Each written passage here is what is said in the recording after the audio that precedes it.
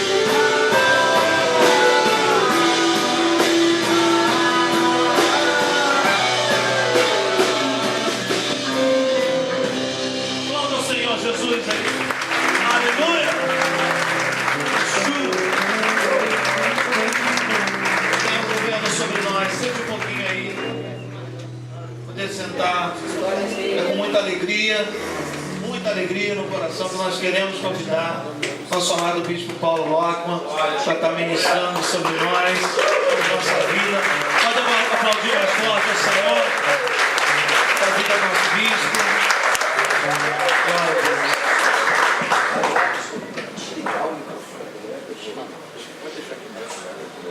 Vamos orar para o nosso Bispo, amém? Estenda sua mão para cá. Senhor, eu quero te agradecer pela vida do Bispo Paulo, Senhor, a tua bênção seja sobre ele. Muito obrigado, Deus querido, pelo seu ministério, pelo seu chamado, e aqui, Senhor, em especial aquilo que o Senhor colocou no coração dele, para, Senhor, nos instruir, nos ensinar. Muito obrigado, Deus. Tome a vida do teu filho e, Senhor, o Espírito, para que possamos receber, Senhor, verdadeiramente a instrução, o ensino dos céus nessa manhã, em nome de Jesus. Amém. Obrigado, Bispo Angel. Um privilégio chegar até aqui novamente. Ano passado a gente estava juntos. Na verdade, novamente. Nos últimos, desde que começou o encontro de novos pastores, eu tenho estado presente. Quero convidá-los. Primeiro, quero fazer um anúncio. Quero sugerir a vocês uma leitura. O tema que o Bispo me deu é exatamente Ministério Pastoral e ensino, ou seja, o perfil docente, o aspecto docente que cada um de nós tem como parte da nossa tarefa pastoral. Este livro é um clássico, só para você ter uma ideia, a primeira edição dele foi de 1656. Esse autor chama-se Richard Baxter e foi um dos, não vou usar a palavra guru, né? Foi um dos inspiradores do reverendo John Wesley. Esse livro chama-se O Pastor Aprovado. Eu acho que vocês que estão começando o Ministério Pastoral, esse livro há de abençoá-los muito. Deixa eu dar a referência para você achar. Chama-se a editora EPs, que é a sigla de Publicações Evangélicas Selecionadas. Eles selecionam um dos clássicos da história do protestantismo, e a caixa postal 1287, São Paulo. Publicações Evangélicas Selecionadas, e Richard Baxter, se escreve B-A-X-T-E-R. E Richard é mais fácil, estamos mais acostumados com o livro. E ele, de fato, tem uma longa parte sobre esse aspecto docente, né? Sobre esse aspecto docente da natureza do Ministério Pastoral. Tem até uma introdução histórica sobre quem foi Richard Baxter.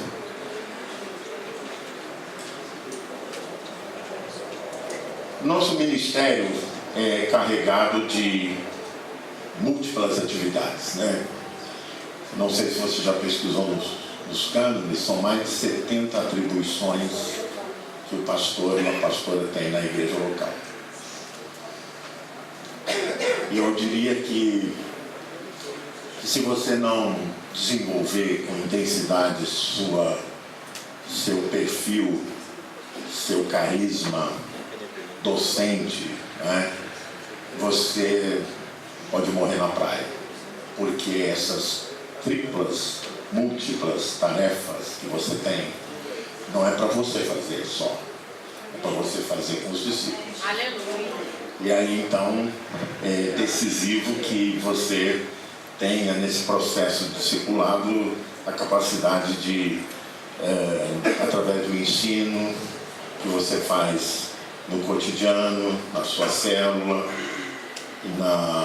na sua pregação, você vai formando pessoas. Abra sua Bíblia, eu vou pedir ajuda para distribuir. Nós temos um resumo, vai ser projetado também, não é? Mas nós temos um resumo para vocês poderem. Isso. Princípios de ministério, ensino de Paulo à igreja em Éfeso. Abra sua Bíblia, Efésios capítulo 4, verso 1 a 16 é o que nós vamos ler.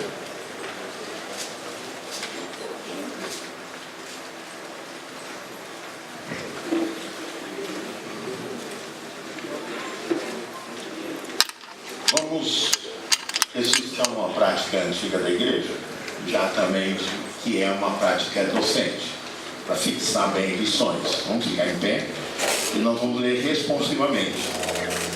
Amém? Eu leio os versos, eu leio os ímpares, vocês leem os pares, do verso 1 até o verso 16. Efésios 4, 1 a 16. Rogo-vos, pois eu, o prisioneiro do Senhor, que andeis de modo digno da vocação a que fostes chamados.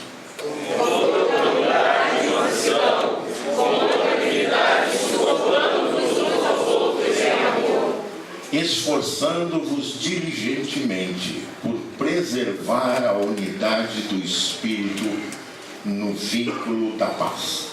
Há somente um corpo e um só Espírito, como também fostes chamados na esperança da vossa vocação. Há um só Senhor, uma só fé, um só batismo. Um só Deus e Pai de todos, o qual é sobre todos, está no meio de todos, e está em todos. E a graça foi concedida a cada um de nós segundo a proporção do dom de Cristo. Por isso, diz,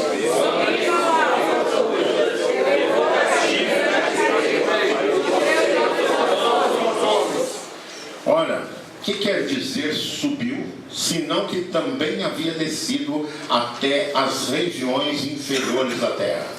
aquele que desceu é também o mesmo que subiu acima de todos os céus, para encher todas as coisas. E ele mesmo concedeu uns para apóstolos, outros para profetas, outros para evangelistas e outros para pastores e mestres. Com isso, ao aperfeiçoamento dos santos, para a convivência para a edificação do corpo de Cristo, Até que todos cheguemos à unidade da fé e do pleno conhecimento do Filho de Deus, à perfeita varonilidade, à medida da estatura da plenitude de Cristo. para que não façamos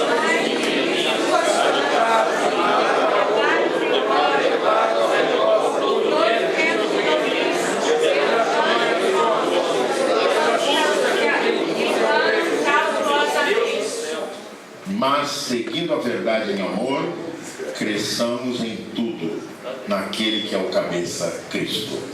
E todo o corpo está consolidado pelo auxílio de todo mundo, segundo a justa cooperação de cada parte, efetua o seu próprio bem, para a edificação de si mesmo. Amém. Glória a Deus. Oremos. Senhor, muito obrigado pela tua palavra, que é viva e eficaz, e que suscita na nossa vida frutos para a glória do teu nome. É isso que nós queremos, Senhor, que a nossa vida seja frutífera, que seja útil para o reino, útil para a expansão do reino de Deus. É a nossa oração, agradecidos pela vida de cada um aqui, especialmente pela vida dos colegas superintendentes distritais que estão ajudando a essa caminhada ser cada vez mais frutífera, e de modo especial o nosso bispo Rangel, teu servo, por te chamado e levantado para essa santa obra. Continua conosco, oramos em nome de Jesus. Amém. Podem assentar. Uma característica que nós nem sempre temos clara, e a referência vai ser exatamente o ministério de Paulo, é que quase metade dos livros do Novo Testamento, são 27, 13, foram escritos por Paulo. Então, o ministério de Paulo vai dar contornos, diríamos, bem claros ao que é a Igreja de Cristo. Inclusive, basicamente, os textos que nos ajudam a ter uma compreensão do que chamamos de eclesiologia, que é a doutrina da igreja, que é como deve ser, como deve funcionar a igreja, vem de Paulo. Quase que a gente pode também dizer que, fora Atos dos Apóstolos, que cujo o nome chama-se Atos dos Apóstolos, a gente pode dizer também Atos de Pedro e Atos de Paulo, né? Porque os dois atores principais no livro. Ali nós temos o perfil missionário, as viagens e tudo mais. Mas quando se trata do próprio Paulo, o apóstolo Paulo escrevendo, ele o faz na qualidade maiormente de mestre. E é interessante que aqui, quando ele descreve os dons que foram concedidos, os dons básicos que foram concedidos à igreja, e é sempre muito importante sublinhar que aqui ele está dizendo em termos cronológicos. Primeiramente, os apóstolos não significa que os apóstolos são melhores que os outros. É porque os apóstolos, que são, a palavra significa enviados, foram os primeiros que receberam e foram enviados para disseminar aquilo que hoje, nesse sentido, todos nós somos apóstolos, né? Porque, não sei como é que a gente vai chamar as mulheres, apóstolas, não é? Não é assim, não é apostila, não. Todos nós somos enviados, herdeiros desse ministério apostólico. Apóstolo na igreja primitiva não era cargo, era missão. Então, para você identificar, porque hoje ressurgiu uma nova era de apóstolos aí, sobre os quais eu não quero me pronunciar. Já me pronunciando. Mas ter claro que o ministério de Paulo é um ministério marcado por essa tarefa docente. Até porque, como vocês todos sabem, Paulo era fariseu de tradição. Lógico que aqui ele já superou essa fase judaica dele, mas ele era fariseu. E o fariseu tinha por tarefa ser o mestre dos incautos, mestres dos que eles chamavam dos principiantes. Um fariseu tinha que, durante a sua vida, fazer discípulos. Há um ditado que corria nas escolas rabínicas dizendo assim, que o bom fariseu é aquele que rodava a terra inteira para fazer um discípulo. Então era uma tarefa, acima de tudo, de instrução, que aqui foi colocado como tema, né? O ano da instrução. Porque nós temos que reconhecer que há muitas pessoas que não conseguem discernir bem, pecam por ignorância. Há os que pecam de propósito, né? Mas a boa parte deles pecam por ignorância. E aí Paulo vai desenvolver nessa perspectiva, e eu separei esse texto, por ele ser bastante emblemático, fixando algumas coisas fundamentais para o nosso exercício no ministério pastoral. A primeira coisa é que o apelo que Paulo faz, que é o apelo que nós fazemos, e não estou dizendo aqui o apelo para a conversão, o apelo para o discipulado. Porque o convite que o Senhor nos faz a nós, Ele não faz um convite para que você apenas receba Jesus Cristo como Senhor e Salvador. Você não faz apelo na igreja para que as pessoas apenas declarem que Jesus Cristo é o Senhor da vida delas. Não é possível o senhorio de Jesus se impor sobre a vida de ninguém sem que essa pessoa não passe pelo processo. Se nós reconhecemos que a conversão é um novo nascimento, o processo da instrução, do aprendizado. Quantos aqui têm filhos? Acredito que é um bom grupo. Que bom, né? Estão na visão, né? Estão na visão. E de multiplicar-vos. Então, nessa visão, eu estimulo que você, o seu discipulado, não esqueça, começa na sua casa, na sua família, né? Multiplicar discípulos, mas instruir os discípulos, né? Então Paulo faz esse apelo: rogo-vos, pois. Ou seja, o que eu vou dizer aqui, diz Paulo, não é opcional. É algo que, para você preservar a sua natureza cristã, para você ser instrumento de Deus, você tem que ter isso muito em sério, muito a sério. E ele diz, e é interessante que ele não só faz esse apelo, como ele diz a condição dele, né? O prisioneiro do Senhor. Nós hoje temos uma noção pequena de que significa prisioneiro, não sei quantos aqui já visitaram cadeia penitenciária, mas quando Paulo diz isso, significa que ele declina da própria vontade. Já eu não estou no ministério para fazer mais a minha vontade. Eu agora sou escravo, porque uma das expressões, além de prisioneiro, que ele usa, é a expressão que nós conhecemos o termo, mas nem sempre é traduzido, na minha opinião, corretamente, que é doulos, que se usa mais como servo. Na verdade, doulos significa exatamente escravo. Alguém que abriu mão da sua própria vontade. Isso vai ser testado e já está sendo testado na sua vida todos os dias.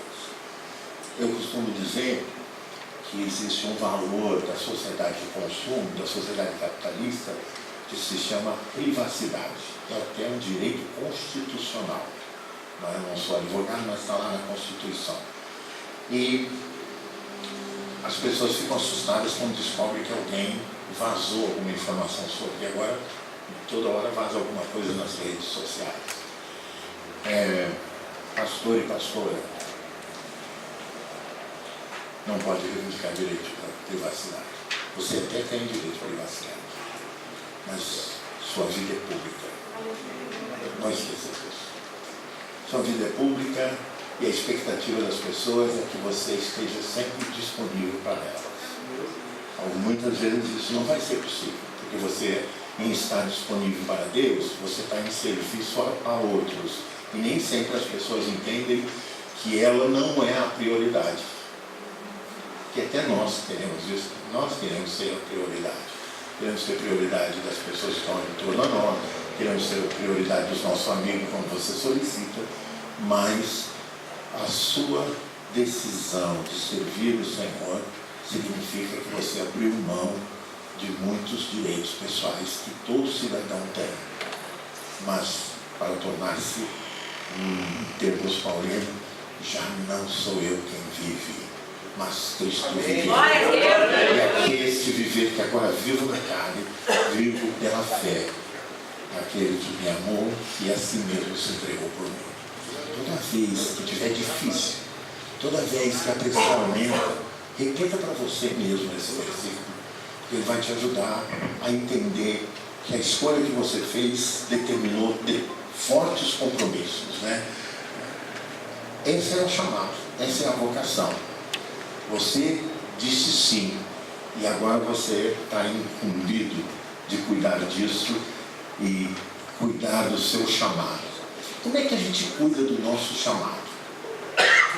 Olha, se você foi chamado por Deus, a melhor maneira, e eu até diria a única maneira de você cuidar do seu chamado e da vocação para a qual você foi chamado, é você ter intimidade com quem te chamou.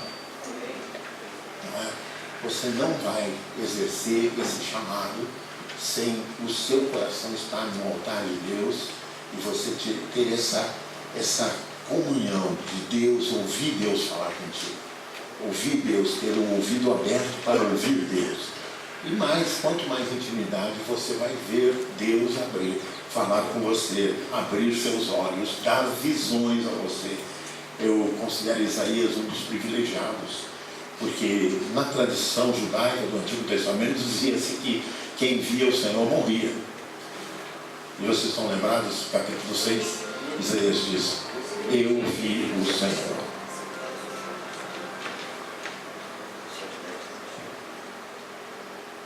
Vou ter que desligar, já devia ter feito. Isaías diz: eu vi o Senhor e não morreu.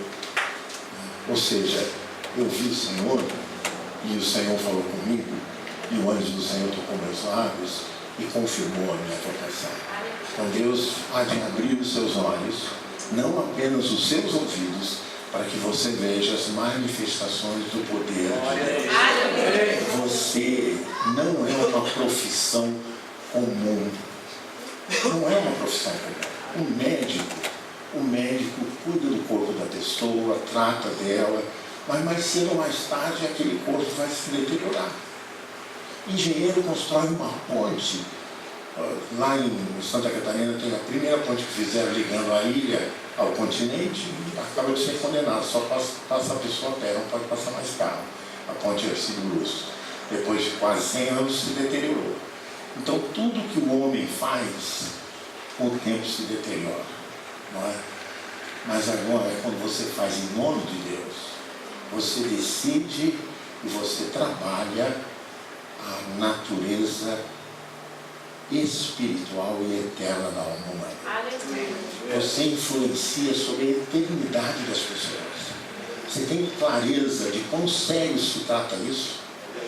E isso não será realizado apenas com momentos de avivamento que são fundamentais. Isso é realizado com o ensino, com a instrução.